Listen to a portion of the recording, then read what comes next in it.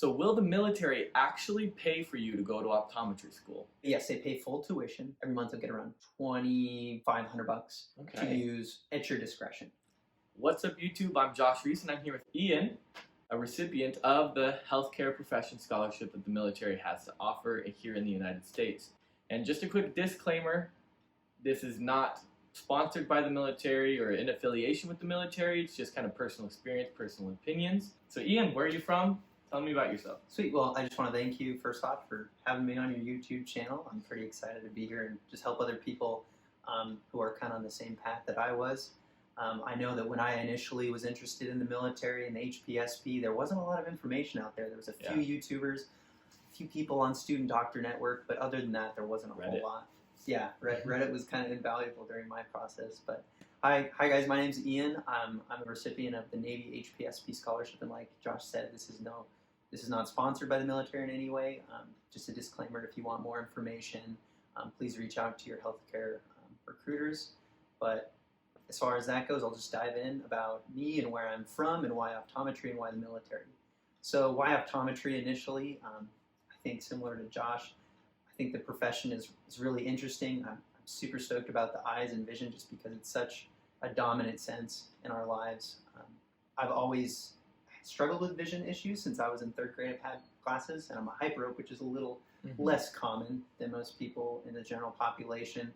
So I've always dealt with those issues, and I've been to the optometrist every year, and I saw that, man, she has a pretty good life. Like, she enjoys her work, her patients enjoy coming to see her, and I think that's a cool balance between patient and clinician. One other thing was my dad experienced a retinal detachment, and he's had cataract surgeries and just different visual problems. Just seeing how eye care in general has affected his life and how someone can change your life in a day with a pair of glasses, I think is really impactful. So that's kind of everything tied up into one ball of why optometry for me. Second, why the military? My dad was a Marine, so growing up I was always kind of raised with those core values. You got it enmeshed. Exactly. I was raised with just being proud of your country, being willing to serve, being willing to have the hand, to be there to help people who might not be as fortunate as you. And obviously the financial incentives to joining the military, specifically for optometry school, are huge. If you're selected for the HPSP scholarship, so that was a huge incentive for the military as well. Initially, I was thinking about maybe joining the military out of high school, but I decided to end up not going down that route. Yeah, I know it's kind of a best of both worlds if you already wanted to serve, right, to get the HPSP. Exactly, so. and that's actually another factor we're going to dive into later on what makes you a good candidate. Don't do it just for the financial reasons, and I've also seen this out in other content. If you want to join the military and you want the financial incentives, that's kind of like the best of both worlds, but don't just do it for one or the other. So. You mentioned that it was a Navy branch. How did you start? How does one, so let's say you in your chair, you want to join, you want to know who to contact, you want to know what to start. How did you start?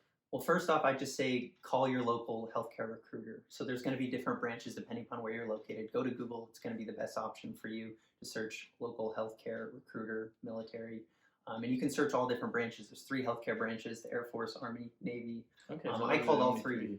I was really just fishing around to see what is the opportunities, where am I going to have the best shot. You can apply to all 3. But just know that when your application goes to the board that meets and convenes and decides on these scholarships, they're going to see that you have applied to these other branches, and that might raise a red flag as to are they as committed to this branch, one or the other. But obviously, you want to give yourself the best shot. Yeah. So it doesn't hurt. I know a lot of people. I've read online that people have applied for multiple branches and still ended up getting the scholarship. So it won't hurt you if you end up doing that. But yeah, call around, find a recruiter that is invested in you. I'd say that's the biggest factor. You're going to find some healthcare recruiters in general, that aren't super top-notch. They're looking just to get numbers under their belt, and they don't really care about you, your future, your goals at the end of the day. So find a recruiter, call around until you get someone who's engaged, working with you and helping you have the best opportunity to get the scholarship at the end of the day. And that's what I ended up doing. I initially was reaching out to an Army recruiter, never really got great responses back, and then I ended up contacting the Navy, called them, told them my scores, where I was at, how interested I was, and we got the ball rolling, and they were very communicative, and it worked out very well. I got super lucky with the recruiter. Yeah, I know that there's a ton of paperwork involved, and I actually got pretty deep down the rabbit hole as well. I was almost applied, but you really do need a good recruiter to Right. hit deadlines. Right. There's so many deadlines and little pieces of paperwork that I couldn't even tell you about. They have so many names for them. That's the recruiter's job, and that's why I said it was just invaluable to have their full-time job. So. Right. For sure. And just making sure that you find someone who's invested in you right out the gate is going to help mitigate those deadlines and keep you on the path to getting the scholarship. It's about a 6-month time period, I'd say, give or take, between when you start applying, going to Meps, and then ending up getting selected by the board. I called the Navy recruiter somewhere beginning to mid-September, and I think I finally got the call from her that I was accepted in April. Okay. So that gives you a general time frame. It's not a short application. No, not at all. So be in it for the long haul. But if there's any advice I can give you, find that recruiter and do it early. Do it early. I took my oath in early September, and I was calling recruiters even before then, trying to get people on the line. But a lot of times they want to see that you have an oath. They want to see that you're accepted beforehand. So so apply early and get the scholarship early. So what's the hardest part that you'd say about the application? Hardest part about the application, like we mentioned, just the time commitment and making sure that you're hitting all these little benchmarks of paperwork. You're getting all the right forms in. You have to have a collection of your civilian health record that you have to go online and submit. And list all the bones I've broken, Yeah, pretty much. Everywhere you've been in the last 18 some years of your life, every residence you've been, other people who can attest to your character, people who can attest to where you've been. Just making sure you're not a threat for security, because you're going to be in a military job and you need to obviously meet those benchmarks just to even have a shot. That was probably the hardest part, was just getting through most of the paperwork. You're going to end up having to go to Meps, which is Military Entrance Processing Station, I believe. Don't quote me on it, but mine was in Denver. Your recruiter will schedule for your time. So it's basically you just go there and they see if you're medically qualified. You're going to bring your civilian health record. They're going to have it on file. You're going to go. They're going to draw your blood. They're going to take a urinalysis. They're going to do a variety of health checks just to make sure you're clean and cut and ready to go. Okay. So if there's any advice for that, I just recommend making sure you have all your paperwork ready, making sure that nothing's going to be hidden within your civilian health record and pop up and cause any kind of red flags. Don't do drugs. But basically just try to blend in that day. It's a long day, but you'll get through it. And then once that's checked off, that's kind of the biggest check for a lot of people, because someone might have had some condition way back in the day and just worried about having to get waivers and things like that for it. Can be kind of time consuming, which is another reason why you want to start this application so early. So initiation is just calling that recruiter. They're going to get you signed up. They might send you a pre-application, just a questionnaire. There's usually big red flags oh, I've broken this, or I've torn this ligament, or I have severe asthma. Those are red flags that are kind of, the recruiter's going to say, yeah, I got a great application, but physical standards, you just haven't met this, and this. And they'll let you know early on in the process, so they don't go through that entire process to waste your time sending to Meps, just to realize that you had one of these red flags right out the gate. Yeah. So, and then after Meps, you're going to submit letters of recommendation, resumes, acceptance letters from schools, your OAT scores. You have to have those officially sent in, all to a board, and the board is a collection of, in our case, optometrists that are going to choose these within these applications who are going to get the scholarship. And most of the people sitting on the board, I believe, also do interviews. Don't quote me on it. It's kind of a hidden door process. I don't actually know how it all goes down. I just know that once all those application materials are submitted, you actually also have interviews with military officers who were optometrists. In my case, I was able to chat with them, talk to them about what life was like in the military for them. Did they go through HPSP? Did they not go through HPSP? How they got in the military? Why the military? And what a day in the life of an optometrist is in the military versus what you'd be doing in private practice, which I think was really invaluable too, because it kind of informed me along the process. So wow, that's really helpful. So besides those qualifications you need to meet for Meps, what other kind of qualifications do you have to have for the scholarship? Any GPA requirements or health fitness requirements? Cool. So I'm glad you brought that up, because those are other big factors. The military wants you to be ready to follow the mission, and the mission requires you to be in good physical fitness shape. They don't assess it at Meps, your physical fitness shape, but there's like physical fitness requirements, and it varies by branch. And they will test that at ODS, which is what actually the training that I'm going to. But I haven't had any real like strict physical requirements. You just need to be in good shape. But I think to get excellent on the physical fitness, or like to get a passing score on the physical fitness test, I think you need to run like 1.5 miles in like 13 minutes. You got to do like 30 or 40 push-ups. You got to do a plank for like a couple minutes. Might be a little more. I don't know the exact requirements on it, but that's all online. They'll give you exact requirements of passing. And there's different thresholds for doing even better, and there's incentives to doing it even better, meaning you don't have to take physical as often. If you perform better on it, if you're just barely meeting threshold, they could make you have to take it more often. But I wouldn't let the fitness kind of deter you from applying to the scholarship, just because the standards aren't crazy high, because you're not going to be on the front line as an optometrist. Just an optometrist. Yeah, but you still need to meet those threshold marks. And as far as GPA goes, I think it's a 3.0 is what they want you to have to at least be able to apply. Obviously, the higher the better. But don't be discouraged if you're at around a 3.0. They look at you holistically as an applicant. But just know lower is going to, put you a little lower on the totem pole, unless you have some crazy other part of your application that just throws you way at the top.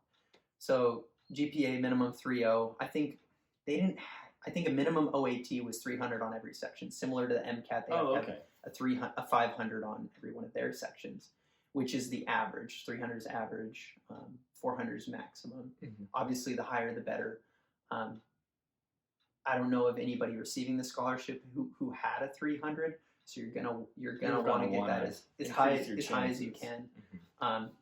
But as far as just minimum requirements and being able to apply, 3.0 and 300 on the OAT. Sweet. Gonna be what you want. So I've heard about some sign-up bonuses that the military has. I know, like, don't do it financially, but were there any sign-up bonuses involved in this process? There are sign-on bonuses, but not for optometry. Unfortunately, I learned that kind of the hard way. It wasn't a huge deal because I knew I wanted the scholarship with the bonus. Without the bonus, didn't like it would have been a nice cherry on top of the cake, Mm-hmm. But at the end of the day, it comes down to what the military needs, and they're going to try to save money where they can. And optometry and I think clinical psychology was the other scholarship through HPSP where they didn't offer those sign-on bonuses. So a military recruiter might be like, hey, you get a sign-on bonus, but unless they know specifically that you're for optometry, they might just be a little bit misinformed, because we don't get those sign-on bonuses. I know dental and I know medical doctors do, but as far as what they're paying for school, like $20,000 really isn't much compared to 4 years of optometry education. That's and true, stipend, which we can dive into now. So yeah, HPSP, it varies. It's 2, 3, and a 4-year scholarship. I'm not sure if they have a 1 year. There's a minimum service requirement of 3 years. So usually it's year for year. So if you get a 3-year scholarship, you serve 3 years. If I got a 4-year scholarship, I'm going to serve 4 years. If someone gets a 2-year scholarship, they're still going to have to serve 3 years. They don't just get to serve 2 after the 2-year scholarship. But yes, they pay full tuition, full books, required fees, any kind of instruments that you need to start out. And that's all taken care of through the school. So the school, once they know you're an HPSP recipient, actually bills the military, so you don't have to deal with the tuition side of things. But if you have like on-campus housing and those bills that are billed to you from the school, you'll have to take care of those on your own. But the nice thing is the military HPSP gives you a stipend to live off of. Currently, I think it's around $1,250 biweekly. So the 1st and the 15th of every month. So every month you'll get around $2,500 to use at your discretion. So you can use that for rent, food, utilities, bills. I know that's what most people do. And it obviously is going to depend on your lifestyle, depend where you live, what your rent is going to be like. Fortunately for us, we live in a relatively cheap area compared to like other optometry schools. If you're in New York, you'll probably be spending most of that on rent. And I know that financial aid officers will still ask you if you want to take out loans and still have that financial aid if you live in an area or just have a lifestyle that demands a little bit more financial need. For me personally, I'm able to live off the stipend just fine and have a little left over for other things and savings. But I know for people who maybe have families or just a different lifestyle of spending, might need a little more to hedge that. But that's what the military offers for the HPSP the financial benefits are the complete tuition and fees for 4 years if you get a 4-year, 3 years, 3-year, 2-year, 2-year. And yeah, the living stipend, but no bonus unfortunately for optometry. Well, that's still arguably the best scholarship that you can get. So yeah, it is for 4 years. Yeah, the only 4-year I know of, as far as like medicine in general, writ large. But the HPSP has their own program. It's military wide, but there's an Airforce, there's an Army, there's a Navy. So fish around, do your research. It's going to depend on the need of the year. The military probably doesn't need 20 optometrists every year. So what they do is they convene. They look at the year that you're going to graduate, us being 2025. They're like, we need this many optometrists in 2025 because this is the demand. This is how many people are retiring, and that's how many scholarships are going to offer for that year. Just happened to be, there were only 4 scholarships last year. And I know that varies, and sometimes the number's even lower. I know, in the whole nation. Okay. I know that there were years I was reading on some subthreads and Reddit and Student Doctor Network, which, take it with the lightest grain of salt, but I've heard that there have been years where there's no scholarships for some branches. So some years there might only be an opportunity. I think when I applied last year, when I was shopping around, Navy was the only branch to have a 4-year opportunity. Army had 3 years, but you already had to be in optometry school to be able to apply. Yeah. So do your research. It's going to vary year to year, and it's going to vary on demand. If you get a good recruiter, like step 1, you'll be able to know the whole process. Exactly. The recruiter should be able to lay it out for you. Highly recommend doing your own research. Obviously, clicking on this video. Thanks for watching. Appreciate it. Yeah, it's good.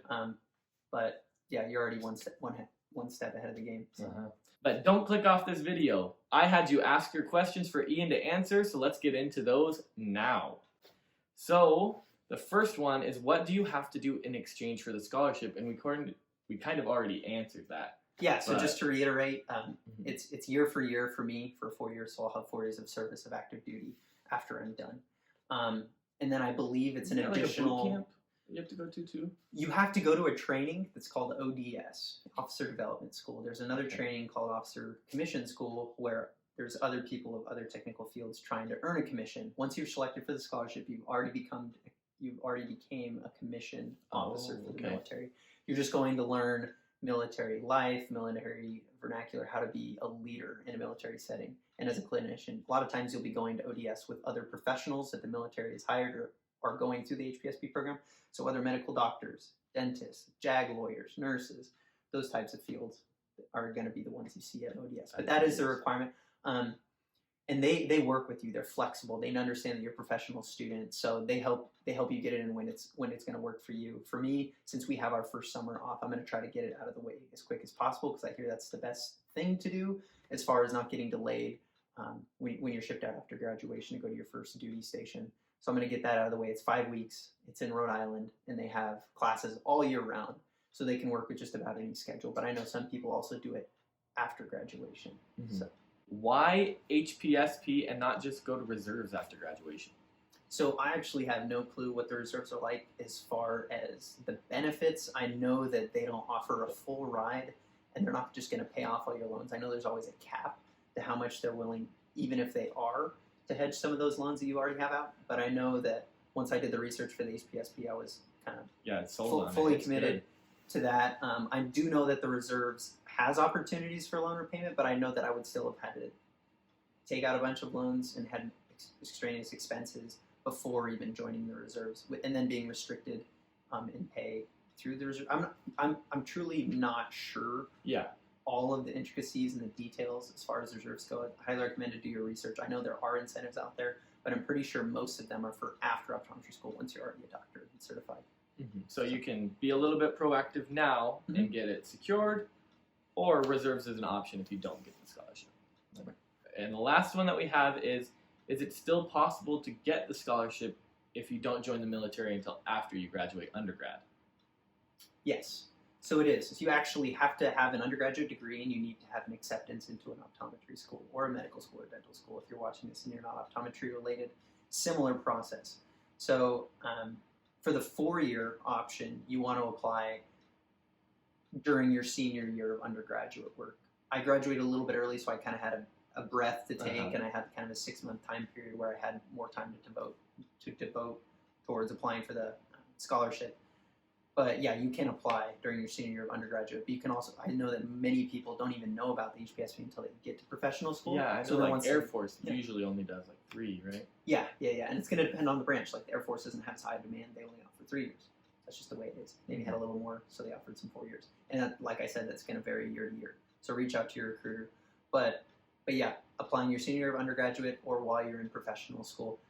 Probably wouldn't recommend applying for it if you're in your 4th year, just because you're going to have that minimum 3-year requirement, and that would be a quick grab. Unless you're super motivated on serving, and the financial aspect is completely out of it for you. If you have a bunch of loans and then you're signing to the military, which might restrict your pay after graduation, and you're going to have a 3-year service commitment. If that's worth it to you, because there's so many awesome benefits to the military, then go for it. Highly recommend it. But I'd say the best bang for your buck is to apply as early as possible. But don't be discouraged if you do not get it the first time. Mm-hmm. One of the interviews I had with one of the optometrists, who was in the Navy and also an optometrist. I'm not sure if he was on the board or not, but he said, "You have an awesome application. I know we have not many of these scholarships every year." He said, "Come back and apply again. Because if they see your name in there, they know that you're committed. They know that it's a long process. And if you're willing to do that 2 times, and it's like a 6-month process, like they know you're committed to the military. You're gonna have a higher chance. They're gonna be like, oh, this guy's back again. That. He still has an awesome application. And look, he even beefed it up, and he went and shadowed a military optometrist in XYZ. We need to take this guy, no matter how many scholarships they got, So definitely recommend reapplying if you don't get it. And don't get discouraged, because the worst thing they can say is no, and you can be like, well, I did everything I could. I can be content with that. Yeah, it's exactly like getting into optometry school. If you're in contact with them, they see your name coming up. Right. You got in contact with them early.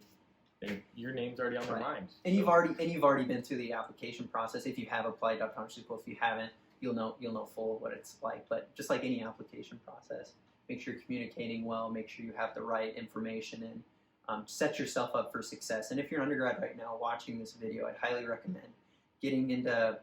Don't overwhelm yourself with opportunity, because I know that that's easy to do as well. To get. Think it's everything. Right, to do a lot of things and not do anything particularly to your full potential, Mm-hmm. So commit well to whether that's like undergraduate research or volunteering or something you like to do on your free time. Just have a more developed background than just good grades and a good OET. They want to see that you have other ambitions in life and you have leadership skills. They want to see leadership. That's one big thing in the military. Yeah. Because you're an officer before you're an optometrist. If there's anything I've heard from other people who work in the military, your duties are to the military before your profession. So, I'll expect that from you. And the last question I have for you is, what do you think made you a good candidate? What made me a good candidate, I think, was my well-roundedness. Coming back to emphasizing on, I had other jobs outside of optometry. I actually didn't have any optometry experience working in optometry. I've shadowed a bunch of doctors, and I've been to a bunch of offices, seen a lot of different modalities in practice, but I had never actually worked for an optometry office. So I don't think you have to have something like that to even have a shot. I was a wildland firefighter for a couple summers. I think they saw that leadership and the diversity of employment opportunities. I've been a construction worker. I've worked in restaurants. Done a lot of odd jobs in and out, whether it be between college summers or growing up in high school. Just having that diversity of experience, they're like, man, this kid hasn't just grown up in mom and dad's house, gone to undergrad, got good grades. They have experiences in the world that are bigger than just what has kind of raised them up. Because you need that, you need those good grades, and you need a good OAT just to have that baseline. But from there, who are you as a person? What can you bring to the military? They want to see what you're going to bring to them, because they're investing all this money in you. What are you going to do for them? Is the biggest part. So just being committed, a diverse person, someone with good leadership experience. Who can handle responsibility with your odd jobs. Exactly, because not only you're going to be taking care of patients day in and day out, you're going to have a lot of leadership responsibilities while you're in the military. And if that's something that you're not super stoked about, just know that's going to be a good portion of your career with the military, is leadership positions and doing things that aren't always correlated to optometry, which I think is tantalizing and kind of fun. You're like, well, what is the next day going to hold? We might go off in PT as a crew, with our medical unit. I think that's cool, and if that's something that you might not be interested, just consider that before applying, for sure. Yeah. Well, thanks for coming on, Ian. Yeah, I appreciate it. If you have any questions, feel free to reach out to Josh, and I'll try to get back to him in the comments. Yeah, go ahead and comment down below, and Ian will be there. Right. indirectly or directly. Yeah, I appreciate it. And I know there's a million questions, and I had so many, and a lot of times one YouTube video doesn't answer them all. So Yeah. I'm more than willing to do that. But Okay. thanks for watching, guys. Yeah, and if this video helped you out at all, smash the like button and subscribe. See ya. Peace.